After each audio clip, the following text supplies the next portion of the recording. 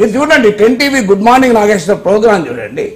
అందులో the Hans India సంపాదకులను ఉంటుంది. మీరు చూడండి ఇంట్రొడక్షన్ 10 టీవీ చైర్మన్ అనే ఇంట్రొడక్షన్ లో ఒక్క 10 టీవీ ప్రోగ్రామ్ చూపెట్టాను. నాకు ఒకటి 2014 నవంబర్లో నేను హన్స్ ఇండియా సంపాదకుడయ్యాను. అది ఉస్మాన్ సిటీ అనుమతితో నేను సంపాదకుడయ్యాను. మీకు RNI డేటాలో కూడా ఉంటుంది. భారత ప్రభుత్వ ఇన్ఫర్మేషన్ మినిస్ట్రీ యొక్క డేటాలో professor Nageshwar editor Hans India ఉంటుంది. ఎందుకంటే నేను యూనివర్సిటీ పర్మిషన్ తీసుకొని ఎడిటర్ అయ్యాను. సో తర్వాత నేను HMTV కూడా ఎడిటర్ ఇన్ చీఫ్గా ఉన్నాను. 2 ఛానళ్ళ కోటేసారి అంటారంటే వాడన్నా 2018-19లో 2019 ఎన్నికలకు ముందు 10 టీవీ అమ్మారు. నేను 2014లోనే వెళ్ళిపోయాను. 5 ఏళ్ళు నేను లేని దానికి. మరి దాన్ని 5 ఏళ్ల తర్వాత ఈవెన్ తీర్మానం వల్ల నా 10 టీవీలో పనిచేసినప్పుడు కూడా నేను లేను చైర్మన్గా. మరి ఏ ప్రాతిపదిక అన్నారు అందరికీ తెలుసు. ఎందుకంటారు నేను వివరించితే బాగుంటుంది కానీ అందరికీ తెలుసు ఏ కారణం ఇస్తే ఇలా మనుషుల పైన ఇష్టం వచ్చినట్టు ఆరోపణలు చేస్తారు. ఆరోపణలు చేసిన తర్వాత ఏం జరుగుతుంది కానీ అందరికీ తెలుసు కదా. నేను నా నోటితో చెప్పడం మంచిగా ఉండదు. మరి ఈ రకమైనది ఎవరినైనా మేము ప్రొఫెసర్ కోదండరామ్ కోట్లు తిన్నాడు. ఆ కోదండరామ్ గవర్నర్ కోటా కింద రికమెండ్ చేస్తున్నాడు. రేపు గవర్నర్ పరిశీలించేటప్పుడు ఇన్ని 6 కోట్ల డబ్బులు తిన్నాడన్న అవినీతి ఆరోపణలు ఉన్నాయి కదా. మళ్ళీ అదే కాంగ్రెస్ ప్రభుత్వం రికమెండ్ చేస్తుంది. అదే కాంగ్రెస్ నాయకులు ఆరోపించాడు. మరి మా కోదండరామ్ అభ్యర్థిత్వం ప్రమాదంలో పడదని చెప్పండి. గవర్నర్ కోటాలో ఎమ్మెల్సీ కావాల్సిన వ్యక్తికి క్లీన్ రికార్డు ఉండాలా వద్దా? కాంగ్రెస్ ప్రభుత్వమో కోదండరామ్ చాలా మంచివాడు నీతిపరుడు అంటూ గవర్నర్ కోటాలో మీరు ఎమ్మెల్సీ రికమెండ్ చేసిండ్రు. కాంగ్రెస్ అభ్యర్థి కాంగ్రెస్ నాయకుడైన మల్లన్న ఆయన 6 కోట్లు తిన్నాడు అన్నారు. ఇది గవర్నర్ కనుక బీజేపీ బీఆర్ఎస్లు పంపిస్తే ఇది కోదండరామ్ నామినేషన్ ప్రమాదంలో పడుతుందా లేదా నాకు చెప్పండి. అవినీతి ఆరోపణలు తేలేదాకనైనా ఆ ఫైల్ ఆగుతుంది కదా. అంటే కోదండరామ్కి అన్యాయం చేయడం కదా ఇది. ప్రొఫెసర్ కోదండరామ్ నిజాయితీ మనకు తెలియదా? ఆయన తెలంగాణ జేఏసీ చైర్మన్ కావాలంటే కేసీఆర్తో అడ్జస్ట్ అయి ఉంటే ఎప్పుడో మంత్రి అయిపోయింది కదా. ప్రొఫెసర్ కోదండరామ్ ఏ రకంగా క్యాంపెయిన్ చేస్తాడు ఇప్పుడు చెప్పాలి కదా. ఇప్పుడు ఈ రకమైనటువంటి ఆరోపణలు ఇప్పటిదాకా నేను కామ్గా ఎందుకున్నానంటే ఒక వ్యక్తి చేసే ఆరోపణలకు నేను రియాక్ట్ కాను. చాలా మంది చేస్తారు ఎందుకంటే నా మీద రాయేస్తే మేము కూడా పాపులర్ అవుతామని. ఎందుకంటే నాకు 2 కోట్ల వ్యూస్ మంత్కు. సో నాగేశ్వరుని తిట్టితే వీడియో పెట్టుకుంటాడు, దానికి 5,000 10,000 వ్యూస్ వస్తాయి.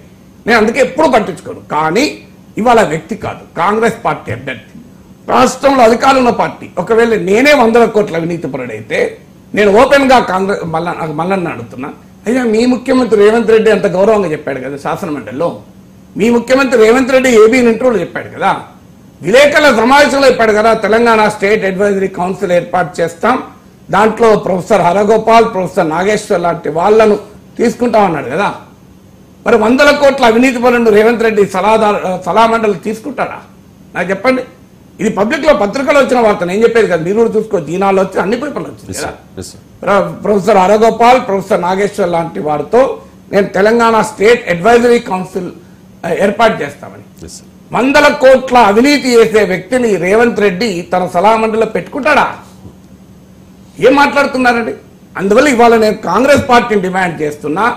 మల్లన్న ఆరోపణలు, నాగేశ్వర్ పైన చేసిన ఆరోపణలు, మీ మిత్రపక్షమైన సిపిఎం నాయకత్వమైన తమ్మినేని వీరభద్రం బివి రాఘవుల పైన చేసిన ఆరోపణలు, మీరు గౌరవించేటువంటి ప్రొఫెసర్ కోదండరామ్ పైన చేసిన ఆరోపణలు, మీ ముఖ్యమంత్రి అన్న రేవంత్ రెడ్డి పైన చేసిన ఆరోపణలు, మీ మంత్రులైన కోమటిరెడ్డి వెంకరెడ్డి ఉత్తమ్ కుమార్ రెడ్డి పైన చేసిన ఆరోపణలను కాంగ్రెస్ పార్టీ ఖండిస్తుందా? మల్లన్న చేసిన ఆరోపణలను కాంగ్రెస్ పార్టీ తేల్చుకోవాలి. లేదు ఈ ఆరోపణలు చేసిన మల్లన్నతోని క్షమాపణ చెప్పిస్తారా? ఒకవేళ కాంగ్రెస్ పార్టీ మేము ఖండించమా మీద ఏదన్నా వాటి చూసుకుంటామంటే అది ఆ పార్టీ ఇష్టం. ఆ పార్టీ పట్ల ప్రజలు ఎలా స్పందిస్తారో ప్రజల ఇష్టం, నాకు సంబంధం లేదు.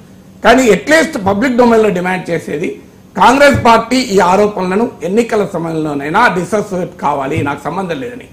ఎక్కడో సామ్ పెట్రోడా లాంటి వాడు ఒక మాట అంటే రాహుల్ గాంధీ డిజోన్ చేసుకోలేదా? మాకు సంబంధం లేదని.